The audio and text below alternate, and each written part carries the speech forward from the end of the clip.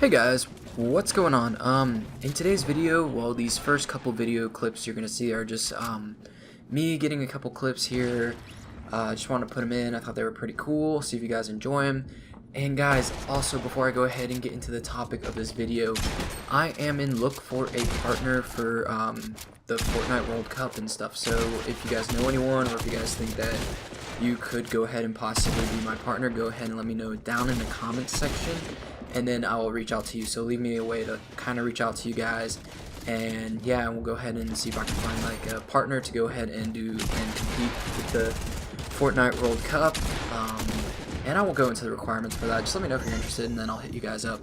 Anyways, guys, so I want to go ahead and talk about how to become a contender, so compete in the contender league. You know, this is where like the cash prizes and stuff will be. And then I also wanted to talk about how to get into the champion league and go ahead and become a, you know, an option for, God, I cannot talk right now, to go ahead and get into the Fortnite World Cup. That is going to be by far the hardest thing you can possibly do. Man, I am struggling to speak this morning.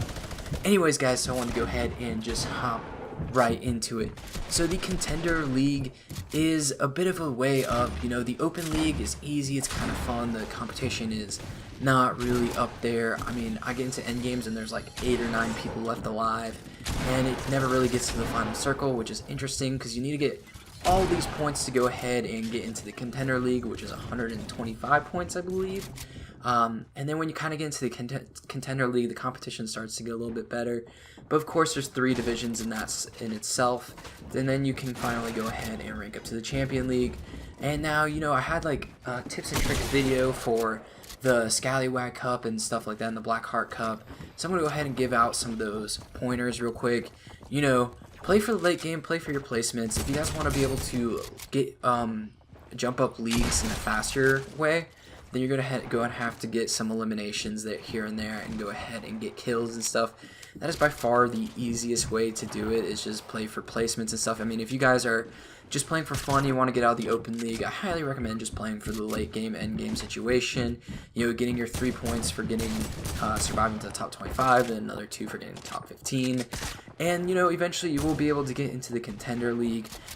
But you will not be able to get past the contender league if you are not skillful at the game, which is why in the second part of these videos, after the clips, I'm sure that it's showing it by now, I'm practicing my editing and stuff. Editing is definitely one of the bigger points of the game. If you guys want to be able to compete in the contender league and eventually get into the championship league, then you guys are going to want to be able to edit. This is, I think editing is even bigger than a bigger necessity than building.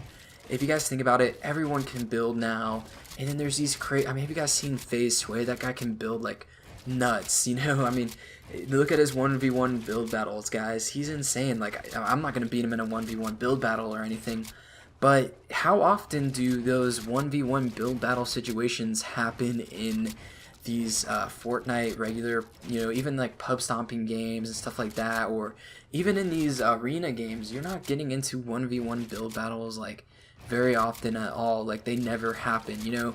Sure, you guys might be fighting for height a little bit, but then you're gonna get third-partied out of nowhere and start taking damage, and then it's just gonna be a turtling match and editing match from there on. So really knowing how to edit and when to edit, and maybe you're waiting for your opponent to edit so that way you can go ahead and get a shot on them. You know, it's really about your game sense and really hitting those edits and really hitting your shots. That's where the skill comes into play, and that's how you're really gonna be able to succeed in the contender league, is having that skill, being there, you know, being able to edit, being able to make quick decisions and be quick with your edits and stuff like that. So you guys really need to practice those if you want to be successful in the contender league. Now, if you guys want to get out of the contender league into the champion league and be able to compete for the Fortnite World Cup, which is by far the hardest thing to do. I mean, this is really cutthroat. Like, this league is insanely cutthroat. You know, the contender league, you're just competing for those $100,000 tournaments that they're having every weekend now, it seems like.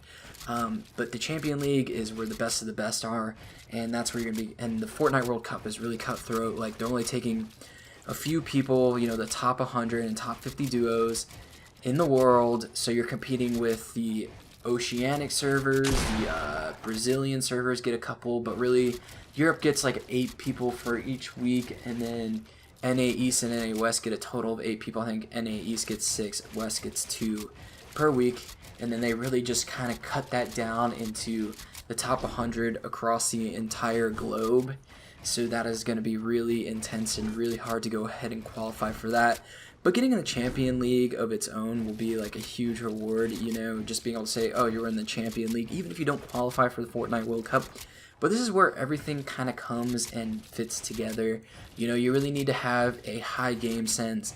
You really need to be able to play the late end game, being able to turtle, being able to hit those quick edits, and you can't miss shots. This is where it becomes really hard for, you know, controller and console players like myself to go ahead and succeed, because in mid games and stuff like that, you know, you can live off of third parties. Sure, in the Contender League and the Champion League, you can get quite a few kills just third partying. I mean, it's the same thing all the way up. You know, that's what you're always looking for, whether it's the Open League, Contender League, Champion League.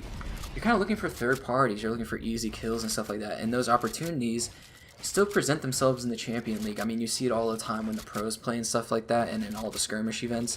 They're really just turtling up, you know, they're looking for those third-party kills, and that plays a big factor into being in the Champion League and being able to get into the Fortnite World Cup. Anyways, you know, in the Champion League, it relies heavily on skill and coning and being able to turtle up, being able to hit quick edits, and your game sense, knowing when to rotate, how to rotate, being able to not take a lot of damage while rotating.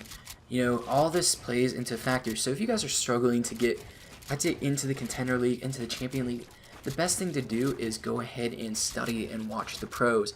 Just being able to practice what they do and being able to understand how they're doing and what they're doing and why they're doing it are two completely different things, you know.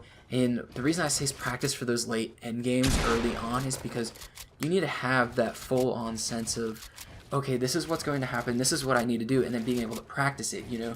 So surviving through those late end games and really being able to get a feel for it. Because let's be honest, in the Contender and Open League, you can go ahead and get those easy kills. You can drop 10 kill games easily, get a lot of points, and then die eventually, just getting third party. But sometimes it might just be nice just to wait it out till the end, you know, get those placement points, the easy points to do, and then really just practice your late and end game. You know, save your rifts, save your launch pads. You know, really practice your rotating. Are you a person that likes to rotate early, or are you a person that likes to do the late rotations? This is all stuff to figure out and really learn how it plays into your playstyle. For me, I like to do it late. I like to be on a more conservative side, conserve mats, and really make other people make their mistakes. You know, let them run out, let me third party them. If I'm running from the storm, then that's even better. You know, if I got the storm to my back, then chances are nobody's gonna be shooting me from behind unless somebody's really late to the party. But other than that, he's pretty weak. I can turn around and just shoot him and hopefully kill him. You know, that's really my mentality is, okay, getting in a good leverage, getting good positioning, you know. I want to be looking so that way I'm able to make easy shots and not be hit from my point of view and stuff. Yeah, guys, if you guys want me to go into further detail and stuff, I just wanted to give like a quick overview of how you can qualify, how to move up the divisions and stuff like that. Let me know down in the comment section. Go ahead, like the video, rate it, comment, subscribe. Let me know what you guys want to see in future videos. Yeah, guys, that's it for today. Like I said, I'm looking for a partner for duos, so go ahead and comment down below too if you are interested in that. Anyways, I'll talk to you guys later. Thanks for watching. Bye.